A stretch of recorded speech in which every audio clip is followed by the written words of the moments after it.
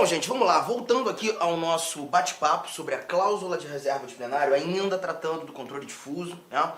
Aquela determinação, artigo 97, imposta aos tribunais quando do exercício do controle difuso de constitucionalidade. E ficamos fazer essa questão aqui, ficamos fazer uma questão de demonstração, justamente para orientar efetivamente como a cláusula de reserva de plenário é utilizada e alguns detalhes importantes que nós não tivemos a oportunidade de levantar quando trabalhando a teoria. Vamos lá? Olha aqui, ó.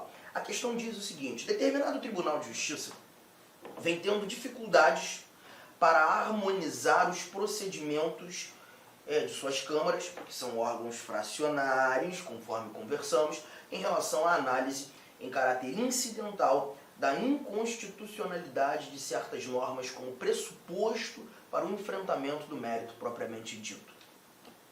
Cara, eu ia até avançar, mas eu não vou fazer isso não. Eu vou conversar um pouco mais sobre isso aqui. Perceba que essa questão, essa redação, ela foi interessantíssima.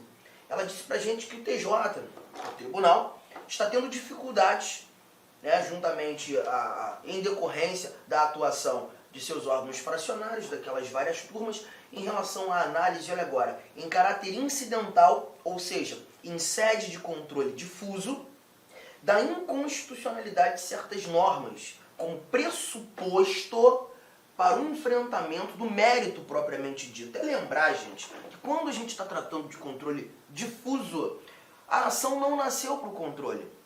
A ação ela nasceu para outra coisa. Lembram disso? Um outro motivo, uma outra pretensão, um outro objeto. Só que o controle aconteceu no meio do caminho. Então o que eu quero que você perceba é que existe um mérito nesta ação. Existe um motivo para que o judiciário tenha sido provocado, né? Só que esse mérito ele foi deixado de lado. E aí, nesse primeiro instante, há necessidade de se resolver a discussão sobre a constitucionalidade da lei para que em momento posterior se enfrente o mérito propriamente dito. É o que ele está dizendo aqui, ó. Olha que barato. Em caráter incidental, em controle difuso, da inconstitucionalidade de certas normas como pressuposto, ou seja, tem que resolver isso primeiro, como pressuposto para o enfrentamento do mérito propriamente dito. Cara, achei interessantíssima a construção dessa história, desse enunciado, nos explicando claramente o que está acontecendo nesse tribunal. Avanço, vamos lá. A presidência do referido tribunal manifestou preocupação com o fato de o procedimento adotado por 3 dos órgãos fracionários estar conflitando com aquele tido como correto pela ordem constitucional brasileira. Apenas uma das câmaras adotou o procedimento referendado pelo sistema constitucional, o sistema jurídico constitucional brasileiro. Assinale a opção que o apresenta. Bora lá. Aqui eu tenho a história da primeira Câmara. Vamos ver se ela falhou, vamos ver se ela está atuando corretamente. Me ajuda aqui na leitura. Diz o seguinte, ó, que a primeira Câmara, o primeiro órgão fracionário, ao reformar a decisão de primeiro grau em sede recursal, ou seja, o processo saiu da primeira instância, por interposição de recurso, chega à segunda instância, está na primeira Câmara, e a história, ou a alternativa já está nos mostrando aqui que a primeira Câmara reformou a decisão. Ela julgou, tá?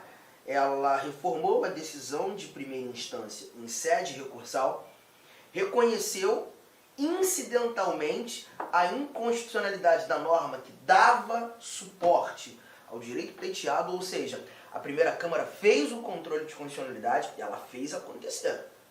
Entendendo o seguinte, olha a justificativa dela. Se o sistema jurídico reconhece essa possibilidade ao juízo monocrático, por razões lógicas, deve estendê-la aos órgãos recursais. Ou seja, se um juiz de direito, se um juiz federal, se um juiz do trabalho, se um juiz de primeira instância pode declarar a inconstitucionalidade da lei sozinho, monocraticamente, por que a Câmara não poderia? Por que eles, agora desembargadores, não mais juízes, não poderiam fazer aquilo que um juiz de primeira instância faz? Se eles podem, eu também posso. Ou se eles podem, nós também podemos. Essa está sendo a justificativa. Câmara, mas você está agindo equivocadamente. Você não pode. ainda que a primeira instância possa, o tribunal tem que respeitar a cláusula de reserva disciplinar. Letra A, então, não posso marcar, porque aqui a gente está querendo qual é a Câmara que está agindo corretamente. Vamos partir para a segunda Câmara. A segunda Câmara, a história é essa, ó. Opa, avancei aqui. Segunda Câmara. A segunda Câmara, ao analisar o recurso interposto, reconheceu incidentalmente a inconstitucionalidade da norma que concedia suporte ao direito pleiteado, fundamentando-se em cristalizada jurisprudência do STJ. A gente guarda uma coisa, olha aqui, ó. Nós temos a nossa primeira instância, juízes de direito, nós temos os tribunais de justiça, e é justamente onde nós estamos aqui, nós temos o STJ e o STF, tá? Todos esses órgãos aqui, todos eles, fazem controle difuso. Todos eles. Assim como todos os demais órgãos do judiciário, eu só coloquei aqui a estrutura da justiça comum. E começando com o estadual, tá? Então todos eles fazem o controle difuso. Legal? Só que o controle difuso, ele gera efeito interpartes. O único aqui, tendo como parâmetro a Constituição Federal, que faz o controle concentrado, é o Supremo. Então perceba, se o STF já tivesse feito o controle concentrado, se alguém já tivesse levado, por exemplo, uma ação direta de inconstitucionalidade ao Supremo, e o Supremo, em ADI, já tivesse julgado essa lei como inconstitucional, aí sim a segunda Câmara poderia usar essa fundamentação, essa decisão do Supremo Tribunal Federal. Concordam? Porque quando a gente viu lá no nosso primeiro bloco aquela diferença entre controle concentrado e controle difuso, eu te disse que no controle concentrado nós temos um efeito erga omnes, que entendemos ser para todos. Lembram disso? Então, quando o Supremo decide, ele decide para todo mundo. Isso em controle concentrado. E quando a gente fala de controle concentrado, gente, preciso lembrar vocês disso aqui, mais uma vez. A ação está chegando ao STF somente para discutir o controle. Lembram disso? Nesse caso, gente, nós não estamos tratando de um controle incidental. Não foi um controle que aconteceu no meio do caminho de uma ação que não nasceu para isso. A ação já nasce para o controle. É por isso que a gente chama de ação direta de inconstitucionalidade.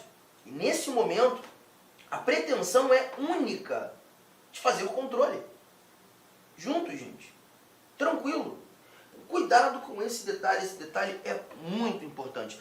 E aí essa nossa letra B, ela não está certa, ela não está legal. Porque aqui a segunda Câmara não usou jurisprudência do Supremo Tribunal Federal, usou jurisprudência do STJ. O STJ faz controle? Faz, mas faz controle difuso. É difuso. E se a gente está falando de controle difuso, gente, o controle difuso gera efeito interpartes. Quando o STJ faz o controle, por ser difuso, a decisão, uma eventual decisão de inconstitucionalidade do STJ vale apenas para as partes daquele processo. Apenas para as partes do processo que está no STJ. Então essa decisão do STJ não pode ser usada como jurisprudência pela Câmara. Nesse caso, quem tem que julgar, letra B, esse processo aqui da segunda Câmara é o Tribunal Pleno ou o seu respectivo órgão especial. E se pautar em jurisprudência do STJ não está legal nesse cenário, porque aqui a gente está falando de controle de constitucionalidade. Tranquilo? Então vamos para a terceira informação, terceira Câmara. Deixa eu apagar isso aqui, só para não ficar essa confusão aqui de informação, ficar mais fácil a nossa leitura. Acompanha a leitura, eu estou aqui na telinha do computador, diz o seguinte, ó. A terceira Câmara, ao analisar o recurso interposto, reconheceu incidentalmente a inconstitucionalidade da norma que concedia suporte ao direito pleiteado. A terceira Câmara também fez controle. Ela julgou. Ih, não está errado, né? Não, mas olha o fundamento aqui. Fundamentando-se em pronunciamentos anteriores do órgão especial do próprio tribunal. Ah, galera, o gabarito é letra C. O gabarito é letra C. Ué, tu não entendi, porque a Câmara julgou, a Câmara não pode, não é um órgão fracionário, você disse que não pode. Mas aqui ela usou uma jurisprudência que não é possível. Bom, deixa eu te explicar, olha aqui, ó. Vamos imaginar que o nosso processo chegou aqui nesse nosso tribunal, lembra do tribunal que a gente fez? Que a gente desenhou? Ó, o nosso processo chegou por meio da interposição de recurso e foi distribuído para a segunda turma, ok, gente? O nosso recurso, ele discute controle de constitucionalidade. O nosso recurso, ele discute controle, tá? Recurso discute controle difuso. Então a gente já sabe que esse órgão fracionário, essa Câmara não pode decidir. Vai ter que remeter para o Pleno ou para o órgão especial. E fez isso. Remeteu para o Pleno. Remeteu para o Pleno. Tudo bem? E vamos imaginar que esse recurso... Olá, meus amigos. Inicialmente eu quero pedir licença para vocês, pois interrompi a sua aula. Mas essa aula do YouTube é uma aula demonstrativa para você conhecer aí a nossa estrutura, os nossos professores e os nossos cursos. Eu sou o professor Lac, especialista em concursos públicos. Somente em 2022 eu fui aprovado em 7 concursos públicos e a minha meta é buscar 10 aprovações por ano. Eu acho que eu consigo este ano cumprir a minha meta de aprovação. E eu estou aqui para ajudar vocês. Nós aqui da Lá Concurso estamos fazendo a melhor campanha, a campanha de melhor qualidade, mais competitiva para o concurso da Secretaria Municipal de Saúde de Cuiabá. E nós temos aí vários cursos, vou apresentar para vocês rapidamente. Nós temos aqui a opção online, todos os conhecimentos básicos, item a item, sem nenhum item fora do edital, para fechar o edital. 10 parcelas de R$ 35,00, oficial técnico de administração online 10 de 45, técnico de enfermagem 10 de 50 e apoio jurídico 10 de 50. Detalhe, esses cursos nossos online não é aquele transmitido em sala de aula que o cara grava. O nosso não. O nosso é gravação em estúdio com excelente qualidade de áudio, de imagem e de iluminação, claro, também de edição. Tem presencial? Tem presencial. Professor, esse presencial é transmitido ao vivo? Sim. Ah, professor, mas adapto mais aí a metodologia de presencial. Não tem problemas. Ele é transmitido ao vivo. Nós temos aí, né, conhecimentos gerais, todos os cargos. Tem uma promoção aqui bacana. Para quem se matricular até o dia 23/9 vai pagar 10 de R$50. Quem se matricular depois do dia 23, 10 de 75, e a turma presencial Conhecimentos Básicos, iniciando dia 4 de outubro. Tem técnico de enfermagem? Sim, temos técnico de enfermagem também. Mesma coisa, tem a promoção aí, dia 23/9, paga 10 de 70, após o dia 23/9, paga 10 de 120, e o início da turma começa no dia 4/10, né? E claro, a nossa luva de ouro aí, tá certo? O nosso produto master aqui, que é a turma VIP. Essa turma VIP tem todo um diferencial, onde eu, professor Lac, coloco toda a minha experiência e dedicação. Só de conhecimentos específicos são 15 aulas minhas. Essa turma aqui é para, cara, o cara que cumprir, o cara que assistir esse curso, participar, cara, eu tenho muita confiança e muita certeza que ele vai sair muito bem e ele vai ter todas as condições de ser aprovado. Beleza, pessoal? Então, isso aqui é uma chamadazinha aí. Tem aqui embaixo, tem um link para você falar diretamente com o nosso atendente. Qualquer coisa, você vai no nosso Instagram. Quem responde o direct do Instagram sou eu, faço isso pessoalmente, porque é um canal de comunicação que eu abri, que eu exerço diretamente com os nossos alunos. Valeu, meus amigos. Então, venham estudar conosco.